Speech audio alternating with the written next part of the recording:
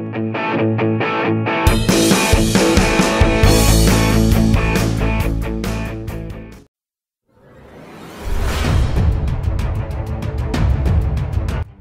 Timnas Indonesia menuju Piala Dunia 2026 terus berlanjut. Setelah melewati babak ketiga dengan kejutan demi kejutan, kini skuad Garuda bersiap menatap tantangan berikutnya di babak keempat kualifikasi Piala Dunia 2026 zona Asia. Sebagai debutan di babak ketiga, Indonesia tampil melampaui ekspektasi.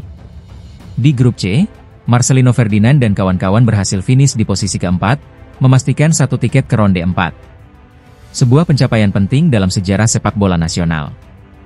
Timnas Indonesia tampil beringas. 3 raksasa Asia mereka tumbangkan, Arab Saudi takluk di GBK, Cina dipermalukan, dan Bahrain dilumat tanpa ampun. Bahkan Australia, yang di atas kertas jauh lebih unggul, hanya mampu bermain imbang tanpa gol.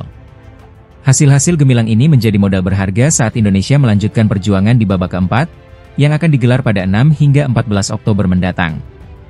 Format di babak ini sedikit berbeda.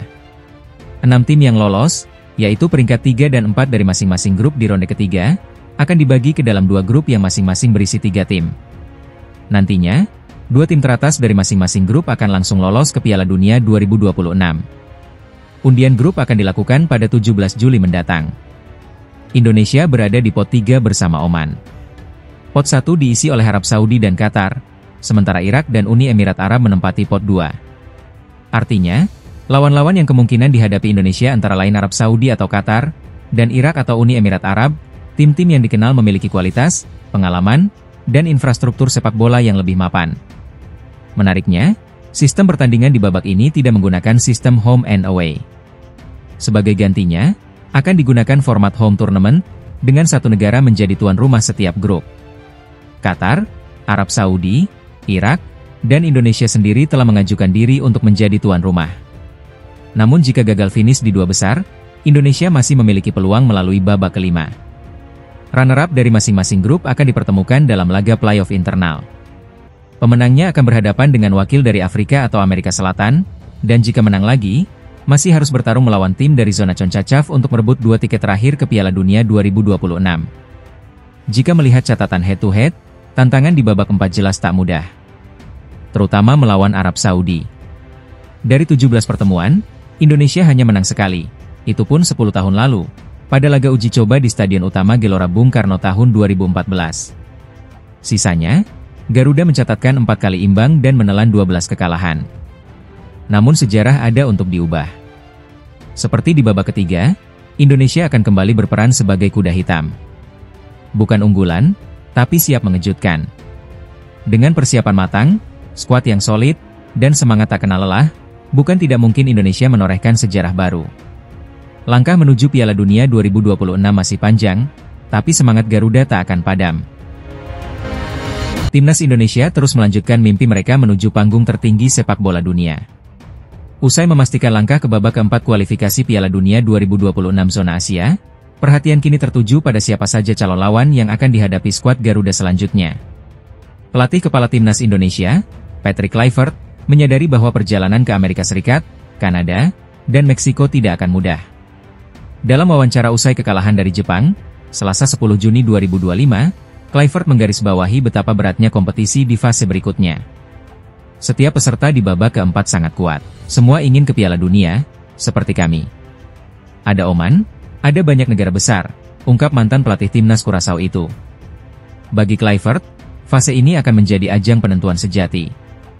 Ia mengaku tertarik menanti siapa yang akan menjadi lawan Indonesia di grup nanti.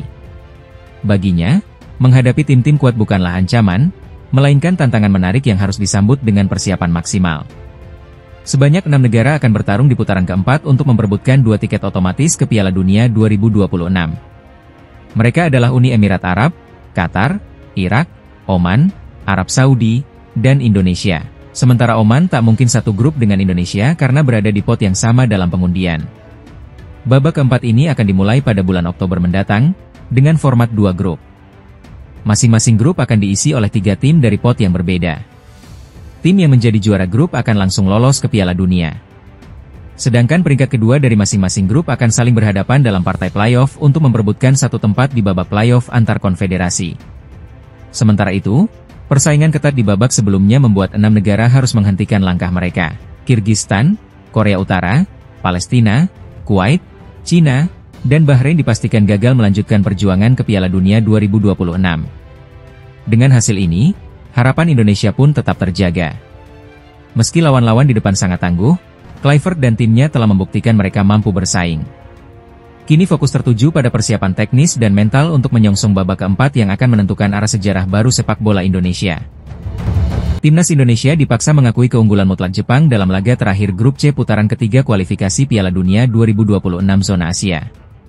Dalam pertandingan yang berlangsung di Stadion Suita, Jepang, Selasa 10 Juni 2025, Garuda Muda digulung tanpa ampun dengan skor telak 0-6. Kekalahan ini tak hanya mencerminkan perbedaan kelas antara kedua tim, tetapi juga memperlihatkan betapa Indonesia benar-benar tak berdaya di hadapan tim Samurai Biru, meski Jepang sebagian besar menurunkan pemain lapis kedua. Sejak menit awal, Indonesia sudah kesulitan membendung derasnya serangan Jepang.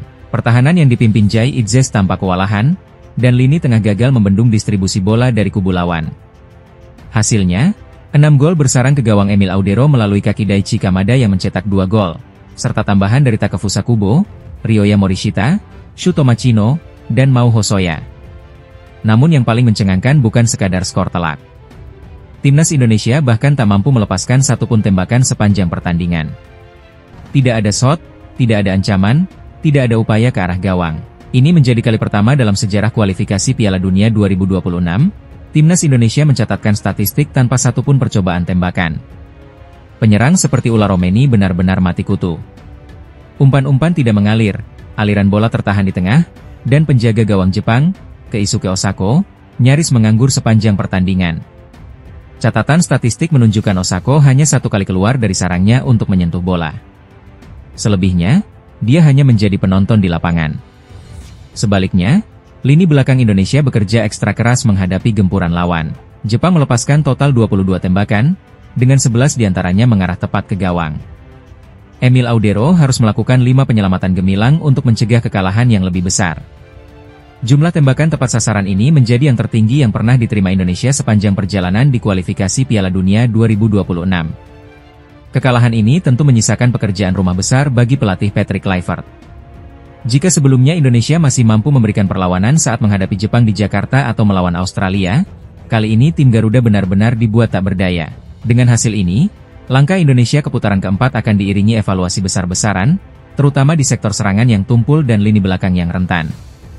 Perjalanan masih panjang, tapi tanpa pembenahan nyata, peluang menuju Piala Dunia bisa kembali menjauh. Legenda sepak bola Jepang, Keisuke Honda, memberikan sorotan positif terhadap perkembangan pesat Timnas Indonesia. Dalam kunjungannya ke Jakarta pada Minggu, 8 Juni 2025, mantan bintang AC Milan itu mengaku kagum dengan performa skuad Garuda, sekaligus menyampaikan harapan besar agar Indonesia bisa tampil di putaran final Piala Dunia 2026. Keisuke Honda hadir di Indonesia dalam agenda kunjungan khusus. Saat berbincang dengan media, salah satu topik yang mencuri perhatian adalah pandangannya terhadap Timnas Indonesia yang kini mulai menunjukkan taringnya di level Asia. Honda menyebut bahwa pemain muda Indonesia saat ini telah berkembang signifikan. Ia menilai, Indonesia memiliki masa depan cerah berkat regenerasi yang berjalan dengan baik serta semangat juang para pemain muda yang begitu menjanjikan. Saya pikir pemain muda Indonesia telah berkembang. Dan saya dengar kalian akan melaju ke babak berikutnya, jadi kalian masih punya kesempatan untuk bermain di Piala Dunia. Itu luar biasa, ujar Honda.